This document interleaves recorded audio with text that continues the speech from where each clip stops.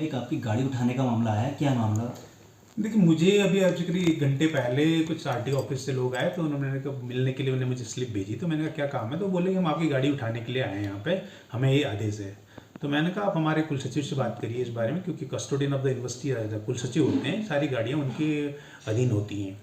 तो उनका कहना नहीं साहब कि हम तो उठाएं। तो मैंने उनसे कहा कि ठीक है, फिर आपको जो करना है आप करिए, मैं इसमें क्या कह सकता हूँ। अगर आपको कहा गया उठाने तो उठा लीजिए, लेकिन ये तभी इस बारे में और लोगों के संज्ञान में भी आया, तो सब लोगों ने कहा भी तो गलत है। तो मुझे लगा कि अगर ये सही है और तर्कसंगत है, कानून संगत है, ये जानते हुए कि मैं इस विश्वविद्यालय का मुखिया हूँ और मुझे गाड़ी की 24/7 ज़रूरत रहती है। आजकल एग्ज़ाम का वक्त है, इलेक्शन का वक्त है, मुझे मेरे जो कुलाधिपति महामहिम राज्यपाल हैं वो कभी भी बुला सकते हैं, या सरकार के काम, शिक्षा विभाग के कामों से मुझे देहरादून जाना पड़ सकता है, या विश्वविद्यालय अनुदान आयोग के कामों से जाना पड़ सकता है। जैसा कि मैं 30 तारीख को भी गया, 2 दिन पहले ही गया था हल्द्वानी में मिलने संयुक्त सचिव यूजीसी से।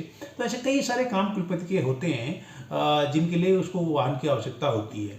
अब मुझे लगता है अगर कि मेरे ही वाहन की इनकी अगर आवश्यकता शासन प्रशासन को है, मुझे इससे कोई आपत्ति नहीं है। शासन का क्या की संपत्ति है, उत्तराखंड शासन की परिसंपत्ति है, मुझे इस बात से कोई इनकार नहीं, क्योंकि मेरा निजी वाहन नहीं है। लेकिन जिस तरीके से वाहन का अधिग्रहण किया जाना, ये बार बार, एक बार नहीं, ऐसा मेरे कुलपति बनने के बाद ये 3री या 4थी बार हो चुका है। और मेरे संज्ञान में आया है, क्योंकि पहली भी मैंने जब अपनी वकील को दिया था, वो दिया था मैंने माननीय प्रधानमंत्री जी के कॉन्वॉय के लिए दिया था। पता चला उसके 2 दिन बाद वो कॉन्वॉय तो चला गया, आधे घंटे बाद मेरी गाड़ी को लेकर के कुछ लोग मुक्तेश्वर, भवाली, घोड़ाखाल आदि में मैंने उसको मेरे ड्राइवर को यूज़ कर करके। तो मुझे लगता है ये कानून संगत नहीं है, इस इन सब चीज़ों से बचा जाना चाहिए। और एक व्यक्ति जो संवैधानिक पद पर बैठा है उसकी गरिमा का भी ख्याल रखा जाना चाहिए।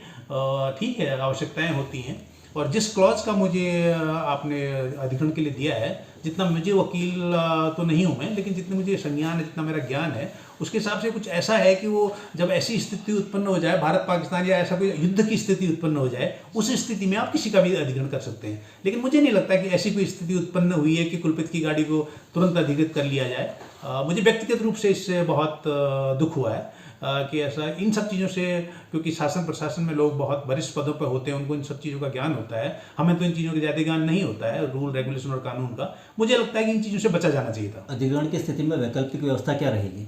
मुझे नहीं पता चला वैकल्पिक व्यवस्था, लेकिन मुझे लगता है कि वैकल्पिक व्यवस्था अगर मेरे लिए की जा सकती है, तो उसी वैकल्पिक व्यवस्था को वहाँ क्यों नहीं यूज किया जा सकता है। ये बड़ा आम सी बात है कि वैकल्पिक व्यवस्था मेरे लिए क्यों नहीं, जहाँ आप जिसके लिए गाड़ी चाहिए उसके लिए वैकल्पिक व्यवस्था क्यों नहीं हो सकती है। कुलपति के लिए आप वैकल्पिक व्यवस्था करके उसका वाहन ले लें, इससे बढ़िया जो वैकल्पिक व्यवस्था आप मेरे लिए कर रहे हैं वो उसी वाहन को यूज कर लें। तो ये मेरा व्यक्तिगत मानना है, क्योंकि मैं तो विज्ञान का विद्यार्थी हूँ, मुझे इन चीज़ों में ज़्यादा ना इंटरेस्ट है ना कोई ज्ञान है। लेकिन मुझे व्यक्तिगत रूप से इससे बहुत दुख पहुंचा है कि इस प्रदेश में एक संवैधानिक पद पे बैठे व्यक्ति के रूम में आकर के कोई आरटीओ ऑफिस से आता है और कहता है हम आपकी गाड़ी लेने आ रहे हैं।